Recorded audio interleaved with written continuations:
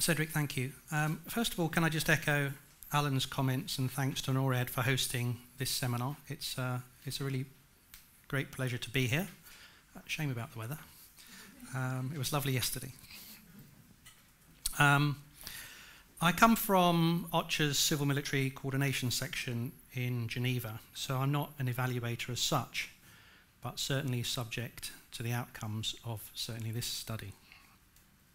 The study itself was managed by our evaluation section out of New York, but I was part of a broader steering group consisting of OCHA and external stakeholders to help guide the evaluation team.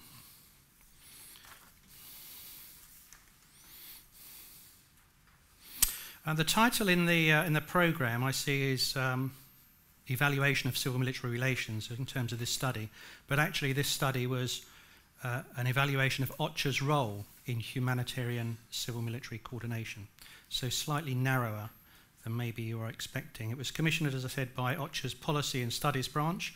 3 attempts at a tender to attract a suitably qualified and experienced consortium to run the evaluation across the range and depth of civil military operational environments.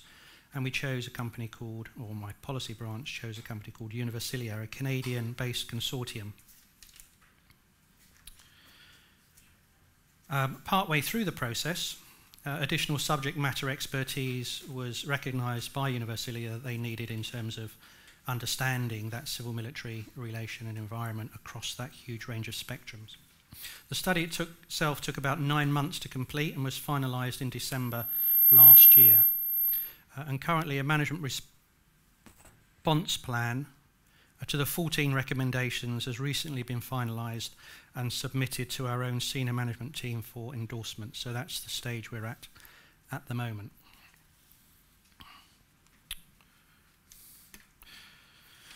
The purpose of the evaluation was threefold. To evaluate OCHA's role, to identify good practices, and to provide recommendations at all levels of our organisation. The evaluation investigated the humanitarian, quite a narrow focus, of civil military interaction and coordination across the whole spectrum of operational environments, from sudden onset disasters in a benign environment to outright internationalised conflict and everything in between. So the findings and recommendations don't explicitly separate out these relevant to the context of UN peacekeeping operations, but there are certainly some that are very relevant, and I'll try and identify these as I go through. In terms of methodology, a mixed method approach, drawing on document reviews, previous evaluations, OCHA and UN agency publications, interagency standing committee material and publication, and that of NGOs reports, and those from military organisations too. So trying to understand it from both ends of the spectrum.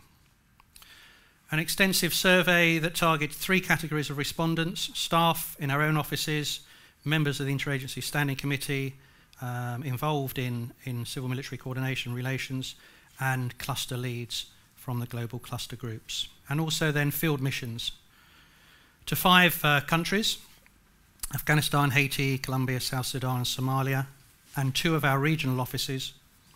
And as can be seen, only 2 of these really are pure UN peacekeeping focused operations, with 2 others very much involved with internationalised military involvement.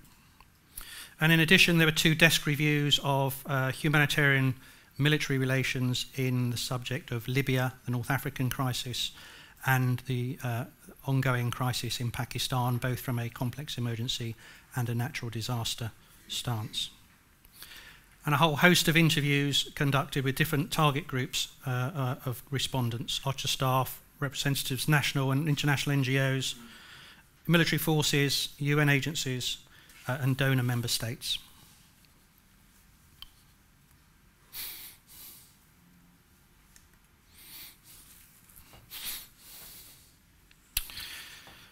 In terms of key findings, there were 26 of them, categorised under relevance, effectiveness, and efficiency.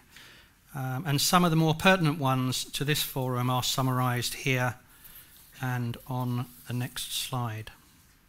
But I'm not giving away any state secrets here, as these findings were exposed to the member states and humanitarian organisations in what we have an annual consultative group on the use of military and civil defence assets every year in December in Geneva, and these were exposed then. So all parties agree that the military plays and will continue to play a crucial role in not only natural disasters and conflict situations, but the competent coordination of civil-military interaction will inevitably take an increasingly important role. And in recent years, the evaluation found that OCHA has fulfilled its mandate in such a role with increasing competence. I suppose this is good and bad. Perhaps not so good if you're looking backwards, in that we haven't done it so competently in the past, but we may be doing it more competently in the future. And that the civil-military coordination section within OCHA, a small staff of 8-9 desk officers, is seen as a good focal point for the function, with appropriate staffing and also a greater emphasis on operations, whereas previously perhaps we've been looking at more policy guidance and training, and we're now gaining more outreach into field operations. And all these have helped to facilitate better civil-military coordination in the field. Many respondents in the field suggested that OCHA's lead process in developing country-specific guidelines encourages better information sharing and leading to faster decision-making, and more on these country-specific guidelines to bring the humanitarian community in any specific context together. More of that later. And that OCHA provides necessary and sometimes critical support to resident and humanitarian coordinators. And in coexistence settings, i.e. in operational environments as conflict and peacekeeping, OCHA has improved its deconfliction processes. What I mean by that is it's a specialised form of information sharing to ensure that any military organisation, be they UN military, international military or national military, know where humanitarian organisations, personnel and locations are, so that they don't inadvertently become mixed up in any targeting issues. And clearly that was important during Libya, when NATO bombed from the air and the humanitarians on the ground, and more recently in Mali with the French intervention. Member states sometimes involve their militaries in humanitarian interventions, even where all our principles and guidelines that we try and get them to understand and adopt and with their member states, even though they may suggest they should not get so involved in humanitarian action. And OCHA's role in engagement in upholding these instruments is well received by many actors, and that obviously includes with DPKO with the UN missions and their militaries.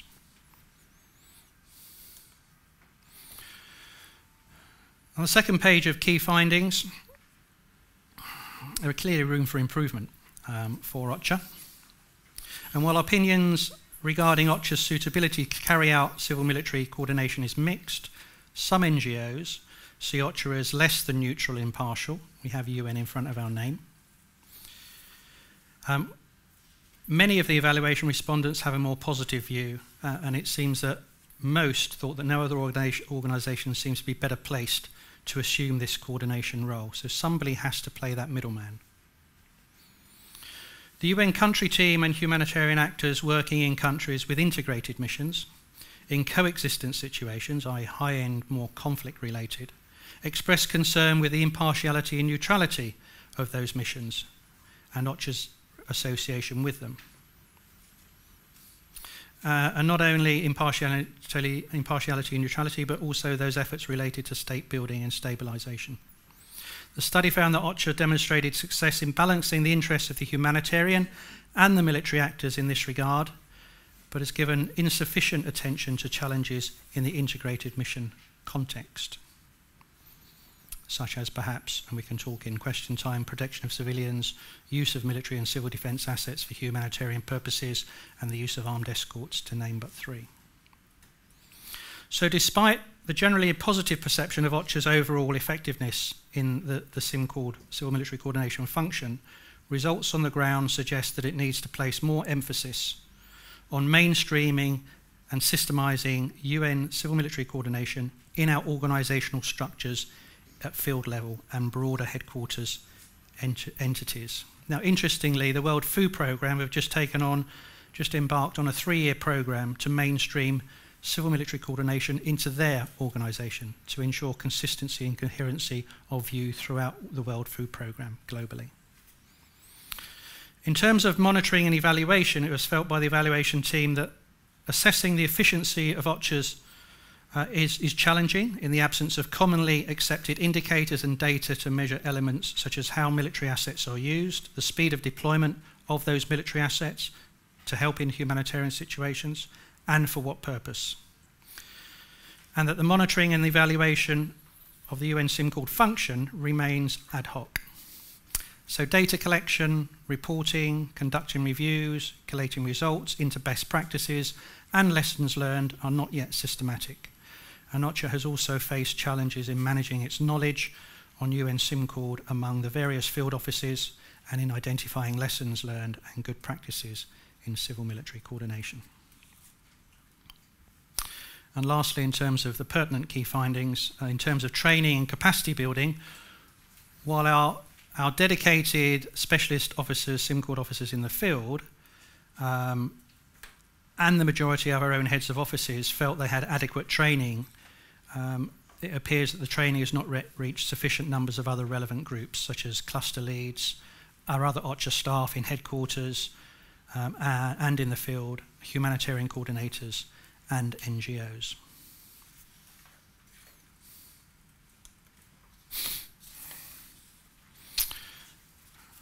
A lot of text on the slide, but you do have them in front of you on hard copy as well. The evaluation recommendations were split into high, medium and low priority, and these recommendations have been incorporated into a management response plan currently awaiting senior management endorsement. Not all of the recommendations fall to the section that I'm from, as the function is seen as a corporate responsibility ranging from responsibility of the Under-Secretary General right down to the humanitarian officer in the middle of nowhere in perhaps DRC. Recommendation 1 is seen as key. A policy instruction relating to all levels and offices of OCHA was actually developed along the same time frame as the evaluation was conducted, and it was promulgated in February this year. It incorporates already many aspects of the recommendations, so full implementation of that policy instruction would de facto mean that the associated recommendations would be implemented, and this is quite key in terms of the evaluation, in that up till now OCHA has not had a policy instruction on how we mainstream this function within our own core coordination mandate. Recommendation 2, in terms of national militaries, all our policy, guidance, doctrine really relates to international militaries because there's a sensitivity of member states' use of their own military on their own sovereign soil. But we are to produce a discussion paper on humanitarian interaction with national militaries for presentation to and endorsement by the Interagency Standing Committee Task Force on Humanitarian Space and Civil Military Relations. Recommendation 3 was agreed, certainly, but viewed not really as a standalone recommendation because it will be achieved if recommendation 1, i.e. the implementation of the policy instruction, is fully implemented. Recommendation 4 was really to get our country and our regional offices far more involved in this function in the field, to make it far more operational rather than doing it from a policy guidance and training perspective. So plans to be incorporated in OCHA regional and country offices in their 2-year country strategies, which will start, the cycle starts again from January next year. Incorporated into their annual work plans and into their performance monitoring tools to complement these efforts. A UN SIMCORD component that we will also help and monitor from Geneva will be included. Recommendation 5 was accepted and to be implemented as part of OCHA's overall operational planning and monitoring. It's very much linked to recommendations 1 and 4, i.e. the policy instruction and the operationalisation of the function in the field, and clearly applicable to operating environments involving peacekeeping operations. Now, this issue of country-specific guidelines agreed by the humanitarian community in each setting is key, and this, together with the requirement to engage as early as possible with military forces before they deploy, to ensure they not only understand the humanitarian context and influence they may have on it, but also to influence from a humanitarian perspective their mandate, and indeed further back their doctrine and policy, such as the revision of the integrated mission planning process, for which we have had extensive discussions and debate with DPKO in New York, or the formulations, as we did, of the UN CIMIC doctrine, or indeed NATO, revision of NATO CIMIC doctrine, or their comprehensive approach policy. So it's engagement at the organisational level before it's too late and set in stone, and we're dealing with the effects of it on the ground. 2 minutes.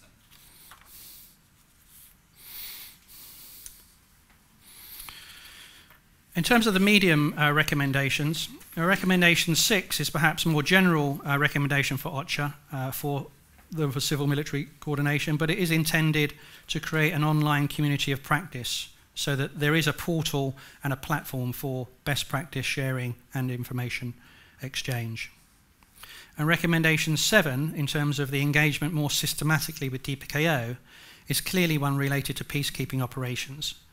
And OCHA will develop best practices and lessons learned related to ensuring neutrality and impartiality in countries with peacekeeping missions so as to facilitate decision-making, communication, training, leadership, and intended to create a working group with other entities and DPKO to develop those best practices between humanitarian and peacekeeping actors in UN peacekeeping missions.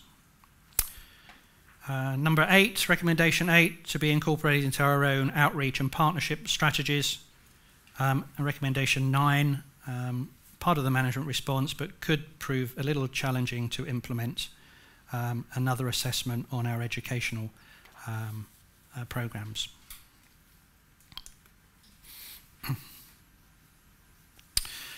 Recommendation 10, again, very quickly, resources may constrain this in terms of development of computer-assisted learning. They're very expensive to develop and maintain, and we don't have the resources to do that at the moment, but we're looking to partner with various institutions to help us do that.